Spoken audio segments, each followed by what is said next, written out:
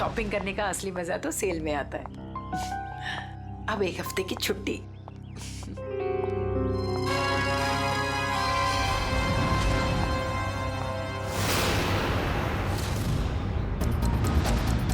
अब घर जाकर मम्मी से कहूंगी कि उनके हाथ की ठंडी लस्सी बना कर दे।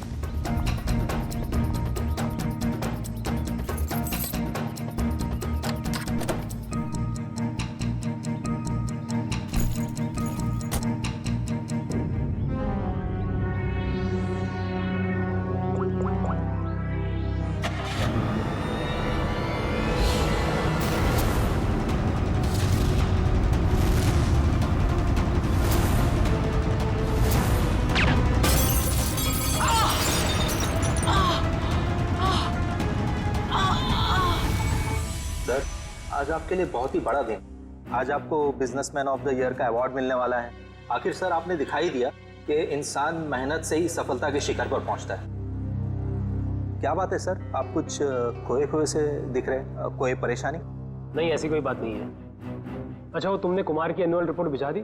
जी सर। है उस घड़ी का जिसका आप सबको बेसब्री से इंतजार था। बिजनेसमैन ऑफ द ईयर का अवार्ड देने का वक्त आ गया है और इस अवार्ड को देने के लिए मैं बुलाना चाहूंगा इस शहर के जाने माने इंडस्ट्रियलिस्ट मिस्टर श्याम विपुल को।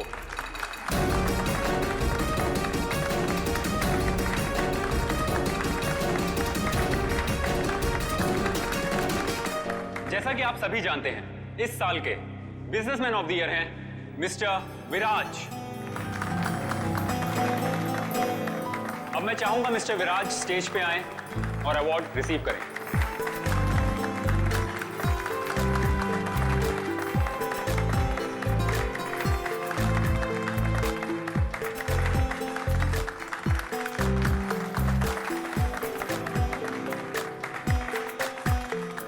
अब मैं चाहूंगा मिस्टर विराज हमारे लिए 2 शब्द कहें।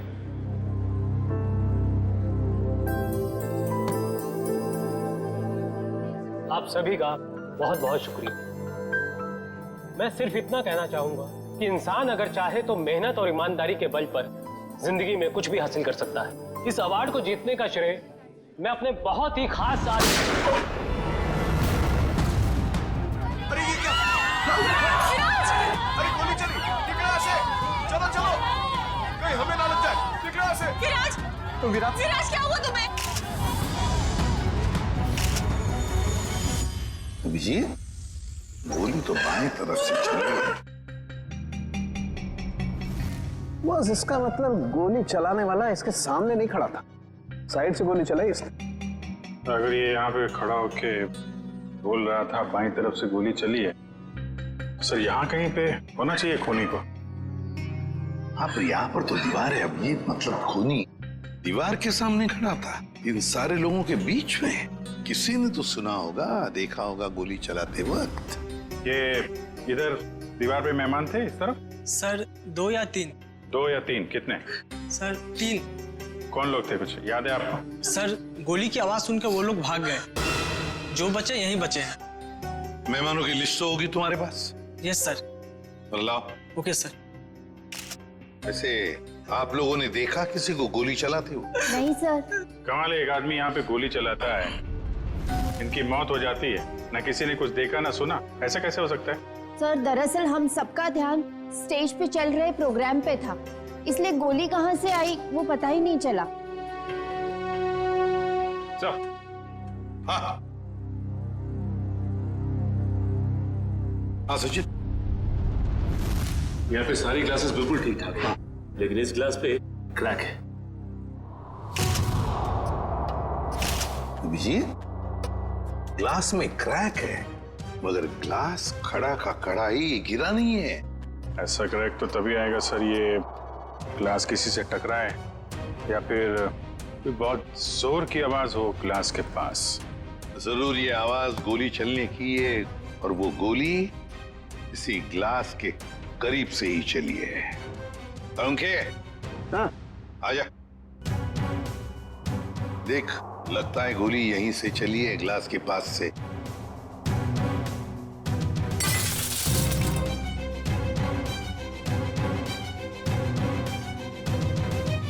बॉस, देख करके तो ऐसा ही लगता है कि गोली यहीं से चली है।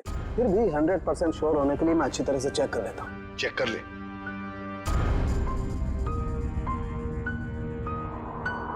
आप लोग उसे बिल्कुल नहीं छोड़ना जिसने विराज को मारा है। बिल्कुल, आपसे वादा करते हैं जिसने भी ये किया है उसे कड़ी से कड़ी सजा दिला देंगे। तू हिम्मत से काम ले, अगर तू ऐसे करेगा तो काम कैसे चलेगा? चुप हो जा।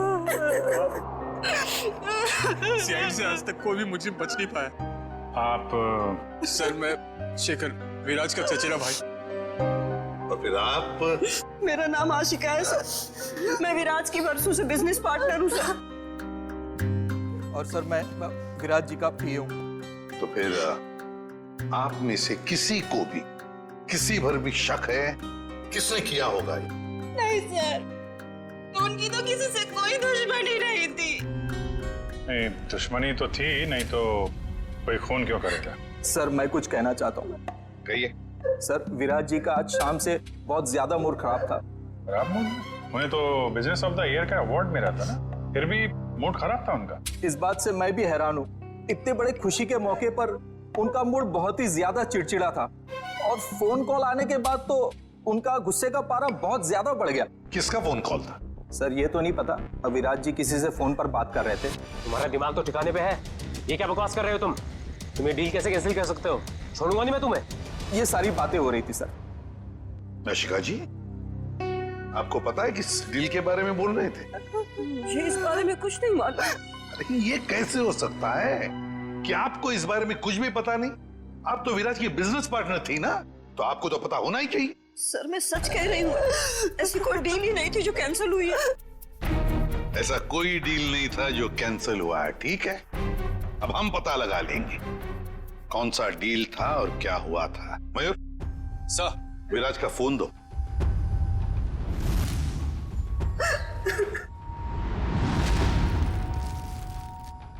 देखो जरा, आखिरी फोन।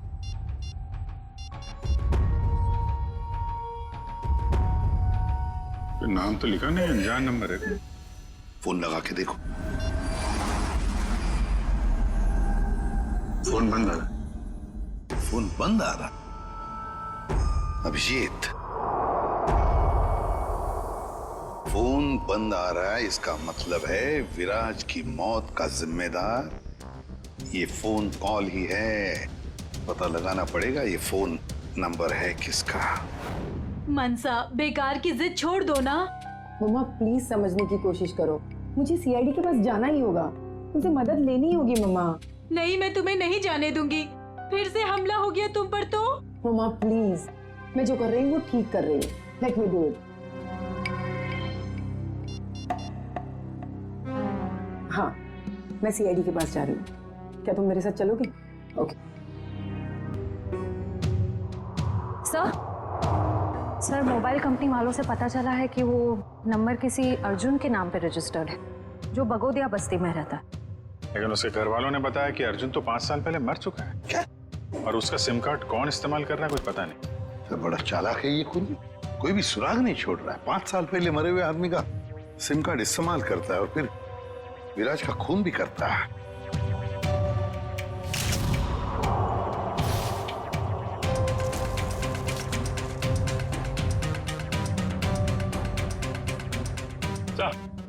हाँ।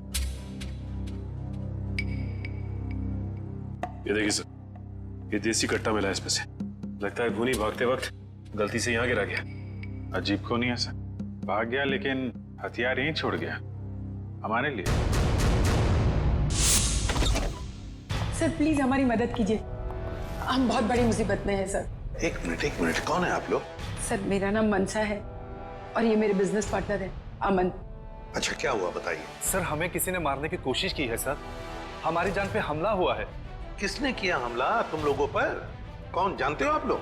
सर कुछ नहीं पता है और समझ में नहीं आता है कि हमें मारकर किसे फायदा होगा।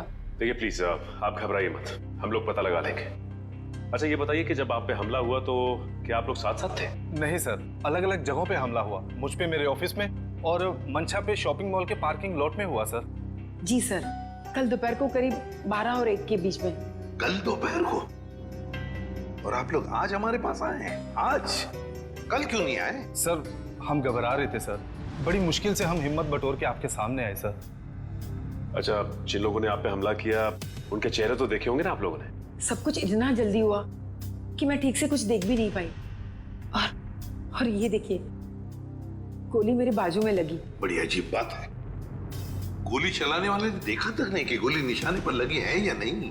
सर अच्छा ही हुआ कि उसने नहीं देखा, वरना शायद आज मैं आप लोगों के सामने जिंदा नहीं खड़ी होती। सर जरूर ये किसी अनाड़ी का काम है, क्योंकि अगर प्रोफेशनल होता तो ऐसी गलती बिल्कुल नहीं करता। अमन, क्या तुम पर भी गोली चली थी? सर मेरे साथ जो हुआ वो तो बहुत ही ज्यादा अजीब था सर। हेलो। अरे नहीं यार, ऑफिस में आज अकेला ही हूँ, शनिवार था इसलिए सभी लोग चले गए। मेरा भी थोड़ा बहुत ही काम बाकी है, बस मैं भी जाने ही वाला हूँ। Okay, take care, bye bye. Bye.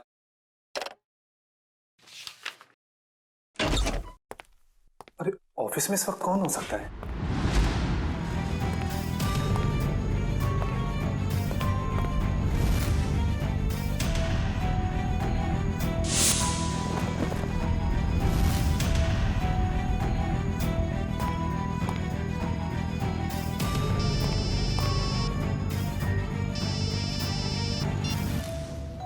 क्या उधर रुका था मैं?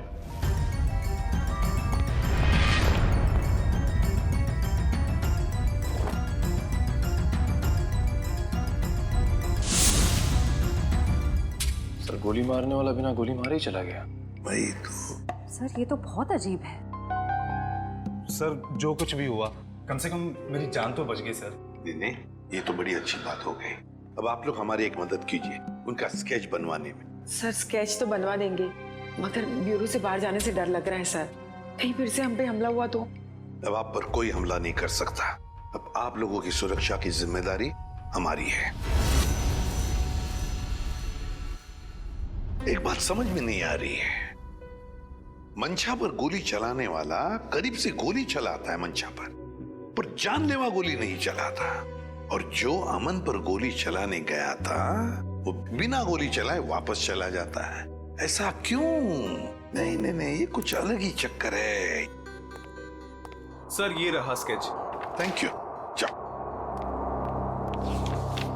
आपको पूरा यकीन है यही लोग हैं वो? हाँ सर, लगभग ऐसे ही थे। ठीक है, थैंक यू वेरी मच। अब आप लोग जा सकते हैं, लेकिन निश्चिंत रहिए, आपकी सुरक्षा के लिए हमारे सीआईडी ऑफिसर्स तैनात रहेंगे। Thank you. Thank you sir. Shreya, देखो क्या ये दोनों पुराने पापी है क्या?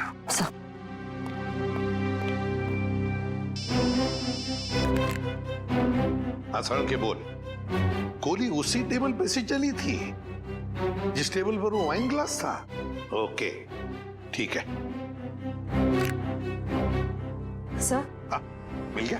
नहीं सर, उन दोनों का हमारे डेटाबेस में तो कोई रिकॉर्ड ही नहीं है। कोई भी रिकॉर्ड नहीं है उन दोनों का? अच्छा, एक काम करते हैं, वो मॉल जिसके पार्किंग लॉट में मंशा पर हमला हुआ था और अमन का ऑफिस, इन दोनों जगहों के पास उस वक्त जिस वक्त गोली चली थी, उस वक्त जितने भी सेलफोन्स नेटवर्क में थे उन सब का पता लगाते हैं। पर सर ऐसे तो सैकड़ों लोग होंगे। बिल्कुल, सैकड़ों लोग होंगे, सैकड़ों फोन होंगे, मगर मुजरिम उन्हीं में से ही कोई है, उन्हीं में से ही कोई है जो सबसे करीब थे उस पार्किंग लॉट में मंशा के पास, और सबसे करीब थे अमन के पास उसके ऑफिस में। उन्हीं में से ही है जो सबसे करीब थे इन दोनों के। फ्रेडी और पंकज को बोलो पता लगाने के लिए। सर फंक्शन का फुटेज रेडी है।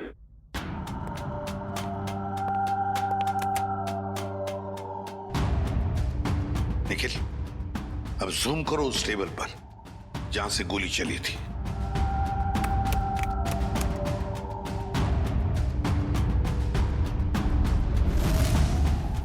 माय गॉड, सर इस टेबल पे तो 3 लड़कियां बैठी हैं। इसका मतलब इनमें से किसी ने विराज पे गोली चलाई। पता लगाना पड़ेगा है कौन ये 3 लड़कियां। इतनी लंबी लिस्ट, मुझे तो मेरे स्कूल के दिन याद आ रहे हैं और इतिहास के राजा महाराजा के नाम रट रहा हूं। ले भैया, एक और लिस्ट आ गई। इतनी लंबी लिस्ट, सर मैं बेहोश हो जाऊंगा। घबराइए नहीं सर, ये आखिरी है। अच्छा, मुझे तो नींद आ रही है। उस दिन मंशा वाले मॉल और अमन के ऑफिस के पास इतने सारे लोग थे, जो हमें चाहिए उसे ढूंढेंगे कैसे? एक काम करते हैं सर, 2-4 लोगों को फोन करके देखते हैं, हमारा नसीब शायद बुलंदी पे हो और हमें मुजरिम मिल जाए। अच्छा आइडिया है, लगा phone. Inky pinky ponky, Freddy sir loves a donkey, ये वाला नंबर।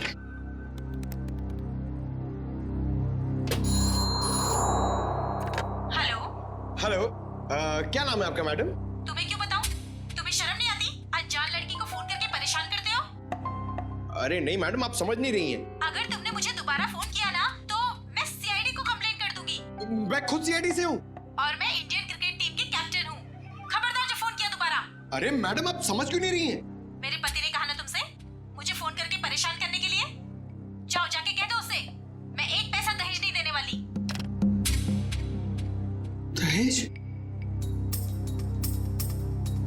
अबे क्या हुआ पंकज?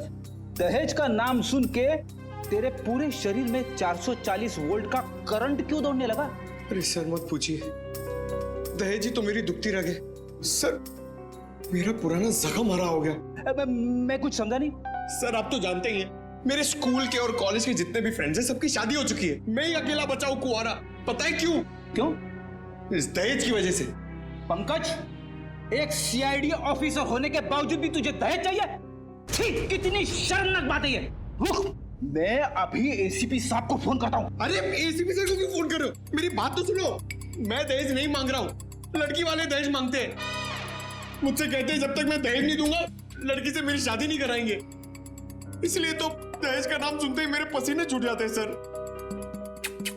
तू चिंता मत कर पंकज, जो लड़की तुझे सच्चा प्यार करेगी वो सिर्फ तेरा दिल देखेगी, दहेज या पैसा नहीं, समझे? सच्ची सर? हाँ। अब चल, अब ये शादी के सपने देखना बंद कर और काम पे लग जा। काम पे लग जा? लिस्ट इतनी लंबी है। अबे रो क्यों रहा है? चल एक काम करते, देखते हैं इन सारे नंबरों में से ऐसे कौन से 2 नंबर है जो मंशा वाले मॉल और अमन के ऑफिस के सबसे करीब है। देखिए सर,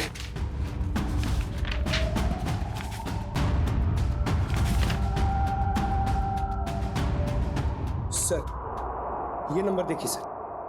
सर ये मॉल से सिर्फ 70 मीटर दूर है। सर ये नंबर देखिए, ये ऑफिस से 20 मीटर दूर है सर। एक्सक्यूज मी, ऐसा आप जरा बता सकते हैं कि ये और ये 2 नंबर किसके नाम पे? एक मिनट,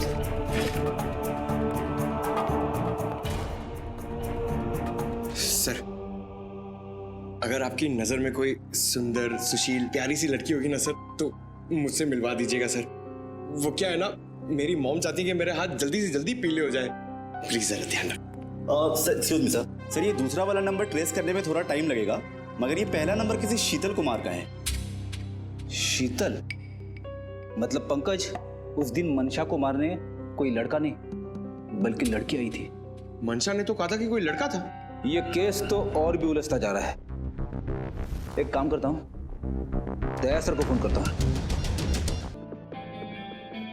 सर क्यों बुलाया हमें यहाँ? अभी पता चल जाएगा। वो तीसरी लड़की कहाँ है जो इनके साथ में थी? सर उसका नंबर या एड्रेस नहीं मिला, यहाँ तक कि उसका लिस्ट में नाम भी नहीं था।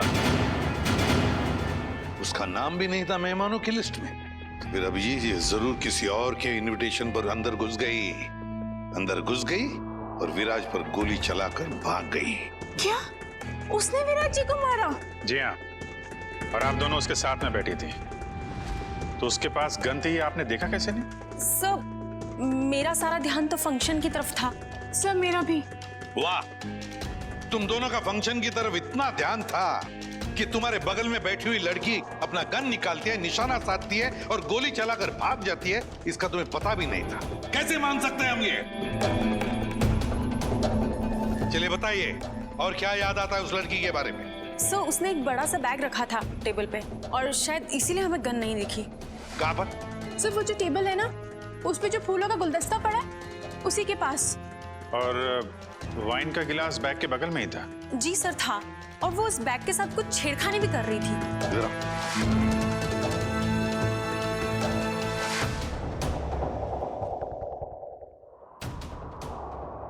तुम दोनों यहाँ बैठी थी जी सर। और उसने बैग कहाँ रखी थी? सर उसका बैग यहाँ पर था। और ग्लास यहाँ पर? जी जी सर।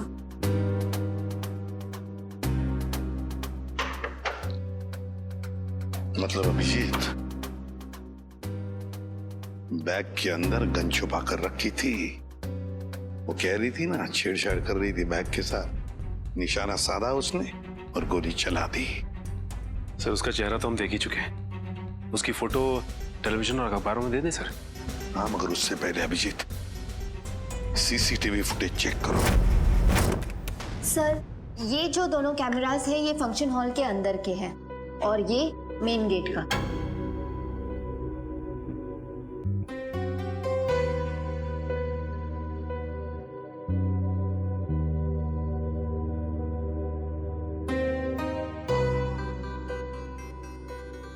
तो काफी देर से आई फंक्शन में।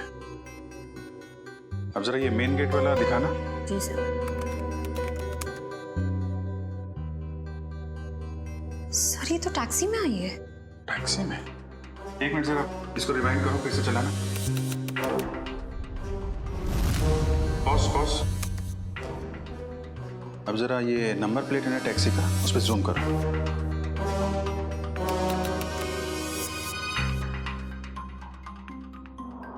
टैक्सी कंपनी से पता करो कहां से बैठी थी ये इस टैक्सी में। जी हाँ, मैं उसी टैक्सी की बात कर रहा हूँ, VWJA 3856। जी हाँ, 23 नवंबर की रात लगभग 8 बजे के आसपास इस टैक्सी ने एक लड़की को तिरला ऑडिटोरियम पहुंचाया। देखिए इस लड़की की सारी डिटेल चाहिए हमें। जी हाँ, खून का मामला है। क्या कहा टैक्सी कंपनी ने? सर कंपनी वाले सारी डिटेल्स ईमेल कर रहे हैं सर। ओके, टैक्सी कंपनी का ईमेल आ गया।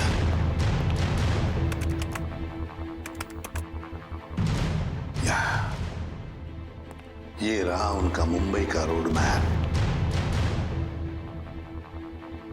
और ये है वो लाल डॉट, ये है वो टैक्सी और उस टैक्सी का रूट ये था। ये देखो, तिरला ऑडिटोरियम।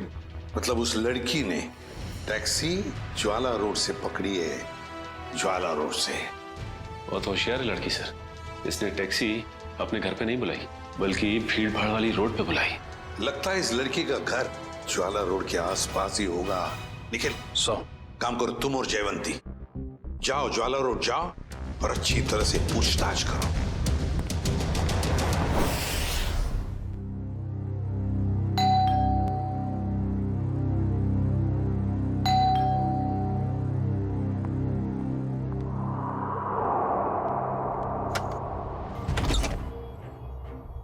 शीतल? क्या? शीतल तुम हो ना? आप लोग क्या कह रहे हैं? ये हेडफोन्स निकालोगी तब सुनाई देगा। I am so sorry. आप लोग तीनों दीपा के कजिन्स हैं, राइट? मैं आप लोग का ही वेट कर रही थी। हम लोग कोई कजिन वजन नहीं है, हम लोग सीआईडी से हैं। सीआईडी? सर सब कुछ ठीक है ना? शनिवार दोपहर 3 बजे तुम मॉल में क्या कर रही थी? कौन सा मॉल? वही मॉल जो जवाहर नगर में है। सर मॉल, मैं कोई मॉल में थी नहीं और जवाहर नगर तो मेरे घर से काफी दूर है, मैं वहां जाती ही नहीं हूँ। देखो शीतल, ड्रामा करने की जरूरत नहीं है। अगर तुम जवाहर नगर नहीं गई थी तो तुम्हारा फोन वहां कैसे पहुंच गया? पर मेरा फोन तो गुम हो चुका है, मेरे पास है ही नहीं। आप लोगों को मिला क्या? ओह, तो फोन मिलने रहा है। बहाने अच्छे हैं, मगर सीआईडी के सामने ये सारे बहाने पिट जाते हैं, क्योंकि हमें यह भी पता है कि इस वक्त आपका फोन कहाँ है। यहीं पर है, घर पे, नेटवर्क यही बता रहा है। पर मेरे पास तो मेरा फोन है ही नहीं और नेटवर्क और सिग्नल, हाँ शायद हो सकता है कि मेरी काम वाली बाई ने चुराया हो। मैं उसे इनफैक्ट निकालने वाली थी काम से। अंदर कौन है? कोई नहीं, शायद चूहा होगा। चूहा? आप लोग कहाँ जा रहे हैं? आप लोग मेरी मर्जी के बगैर मेरे घर में नहीं जा सकते। सुनिए, आप लोग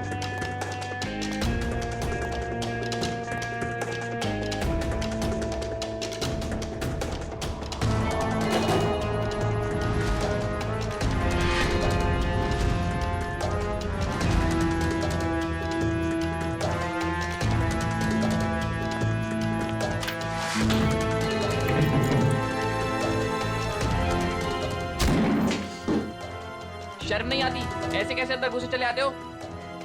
अब क्या करें, आदत से मजबूर है। क्या? काफी बड़ा चूहा है, इसे खुराक की जरूरत है, हम ले जाते हैं।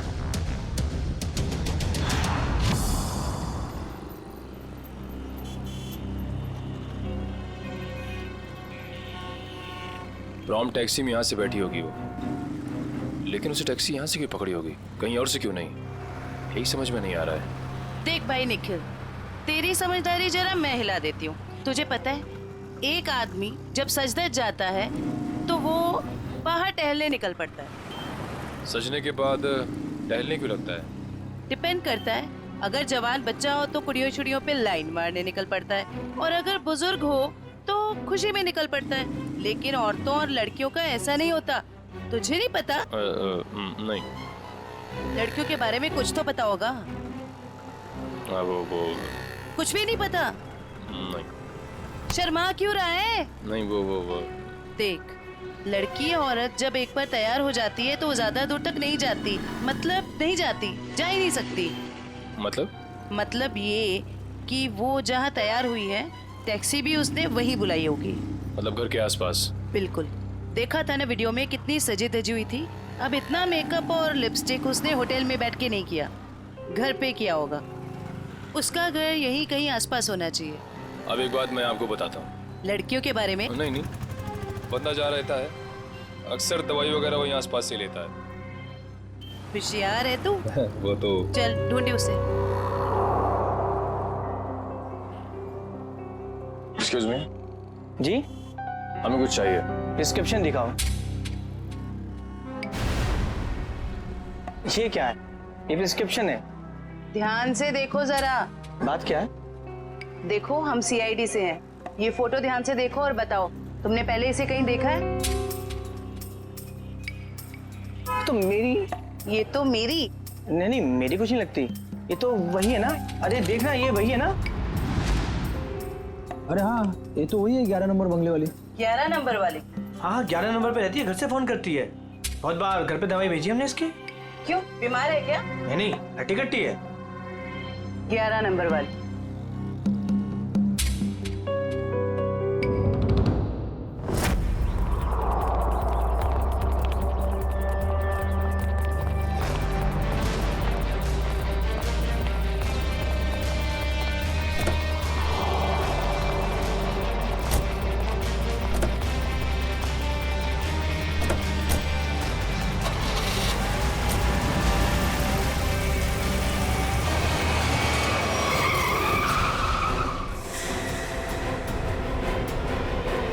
ओ मैडम, गाड़ी हटाओ।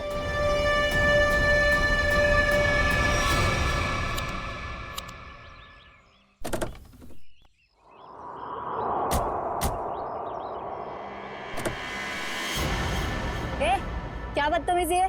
चल गाड़ी हटा। अगर यहाँ बदतमीजी नहीं पसंद तो सीआईडी ब्यूरो चलो, वहां कर लेंगे थोड़ी बदतमीजी। सीआईडी?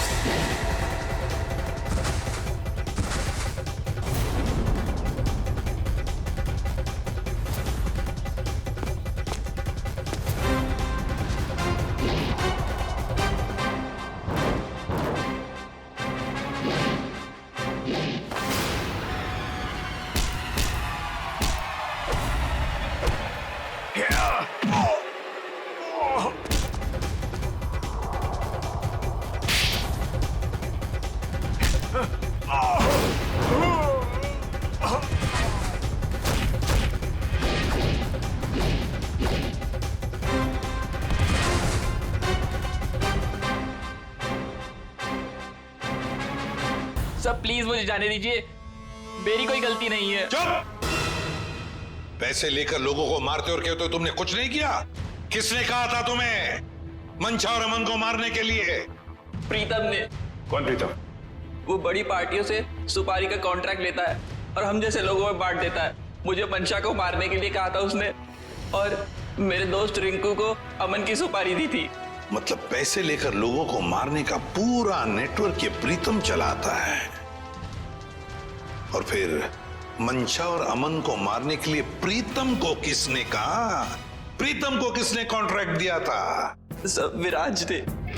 विराज? सर इसका मतलब विराज, मंशा और ये अमन का केस आपस में जुड़ा हुआ है। हाँ, पर मजे की बात ये है सचिन कि विराज ने प्रीतम को कॉन्ट्रैक्ट दिया मंशा और अमन को मारने का, और फिर विराज का ही खून हो गया। सर कहीं ऐसा तो नहीं कि अमन और मंशा ने मिलकर विराज को मरवा दिया हो? तो फिर मंशा और अमन हमारे पास क्यों आते? अच्छा, ये तुम्हें सुपारी मिली थी ना मंशा और अमन को मारने की, तो फिर तुम और तुम्हारे दोस्त नाकामयाब कैसे हो गए?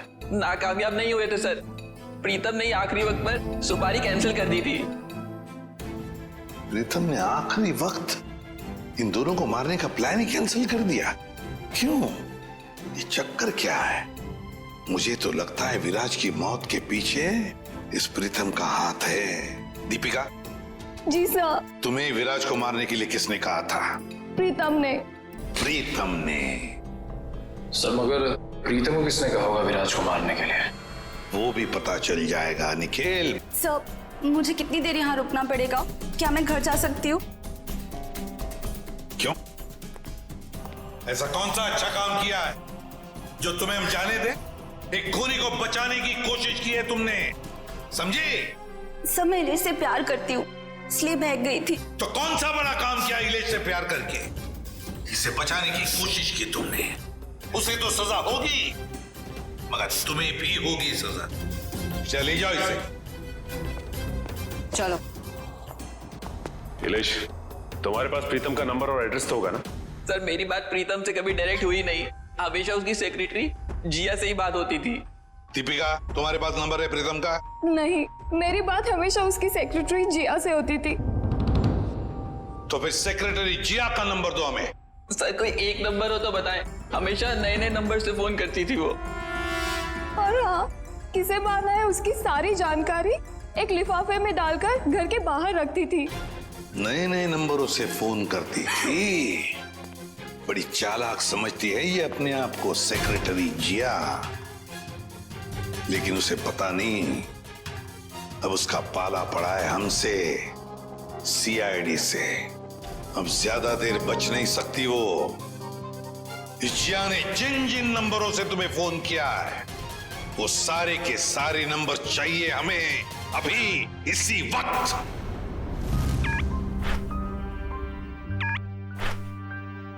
सर ये देखिए, शहर के नक्शे में जो लाल रंग के निशान दिखाई दे रहे हैं, जिया ने आज ये नंबर वहां इस्तेमाल किए हैं। ये है वो पहला नंबर जिया ने इस्तेमाल किया हुआ। राजा पार्क से लेकर खातीपुरा गया है और 30 मिनट तक बात कर रही थी, 30 मिनट तक। और फिर खातीपुरा से वो श्याम नगर आई, उस दौरान उसने 40 मिनट तक बात की। हाँ सर, और तीसरा नंबर उसने इस्तेमाल किया है श्याम नगर से क्वींस रोड के बीच, तकरीबन अब 1 घंटे बाद की है सर। और उसके बाद अब ये क्वींस रोड से विद्यानगर की तरफ गई। और सर विद्यानगर में जिया के नंबर के साथ एक और नंबर है। लगता है ये नंबर प्रीतम का है श्रेया, ये प्रीतम ही है। इस प्रीतम ने बुलाया होगा जिया को विद्यानगर मिलने के लिए। लेकिन सर विद्यानगर के बाद तो जिया का मोबाइल बंद हो गया सर। तो ठीक है, होने दो, लेकिन वो दूसरा नंबर भी तो है जिससे जिया मिली थी, उसको ट्रैक करो निखिल।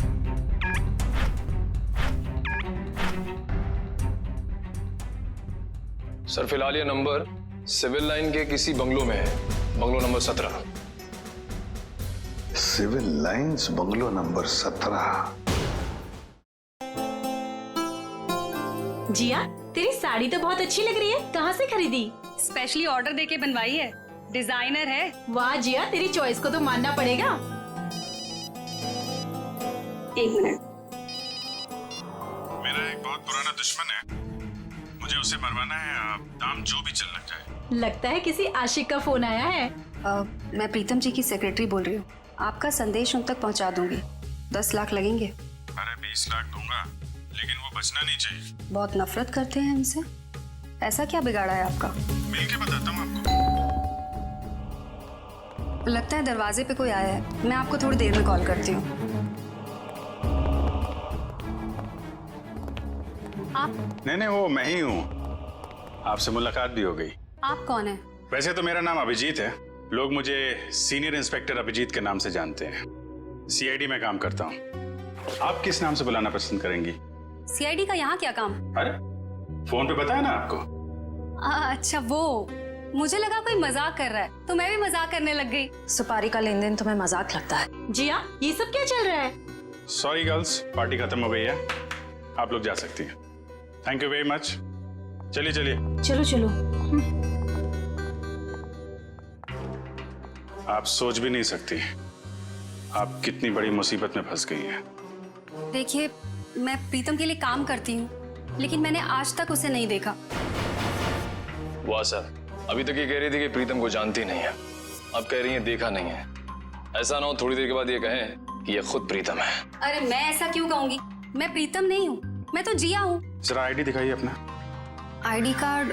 हाँ, I card, driving licence, PAN card, passport, कुछ भी नहीं है। नहीं है? ओह, जरा मैडम का बैग चेक कर लीजिए।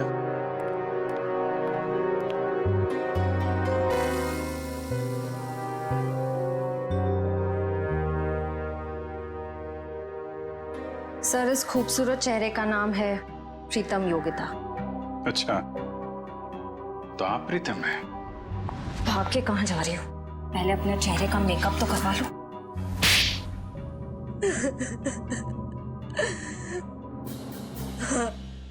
मैं ही प्रीतम हूँ और मैं ही सुपारी लेने का काम करती हूँ। आज की सुपारी किसने दी थी तुम्हें?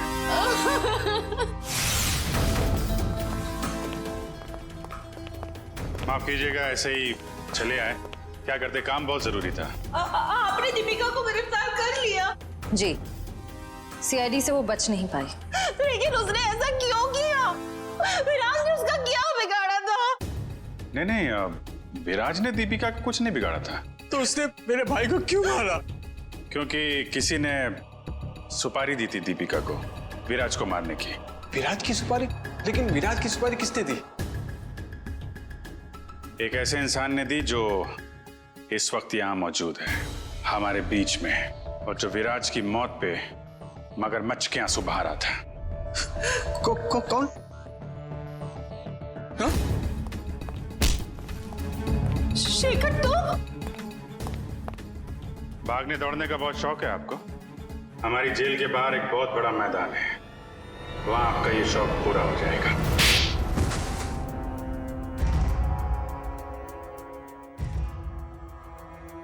कहने के तो ये हमारा फैमिली बिजनेस था, लेकिन सच तो ये था कि पूरा कारोबार सिर्फ और सिर्फ विराज भैया चलाते थे। और इस बात की तुम्हें जलन थी, हैं? क्यों नहीं होगी जलन? सारी प्रॉपर्टी उनके नाम पे, सारी फैक्ट्रियां, सारी इंडस्ट्री उनके नाम पे थी। भिखारी जैसा महसूस करता था, इसलिए मैंने विराज भैया के प्रतिद्वंदियों अमन और मनसा के साथ हाथ मिला लिया। और तुम तीनों का एक ही मकसद था, विराज की बर्बादी। हाँ, जब विराज भैया को एहसास हुआ कि अमन और मनसा दिन दुगनी रात चौगनी तरक्की कर रहे थे, तो उन्हें बर्दाश्त नहीं हुआ, उन्होंने दोनों की सुपारी दे दी। और इसके पहले कि वो दोनों मारे जाते, तुमने वो सुपारी कैंसिल करवा के विराज की सुपारी दे दी। हाँ, तो क्या गलत किया मैंने? विराज भैया कौन से दूध के धुले हुए थे? हाँ, वो दूध के धुले नहीं थे, लेकिन तुम्हें उन्होंने एक छोटे भाई से ज्यादा अपने बेटे की तरह समझा था। तुमने जो किया है ना शेखर, उसका तो प्रायश्चित तक नहीं हो सकता। प्रायश्चित के लिए बहुत टाइम मिलेगा, जेल की सलाखों के पीछे फांसी का ऑर्डर आने तक। For more updates, subscribe to our channel, click the show links and enjoy watching the videos.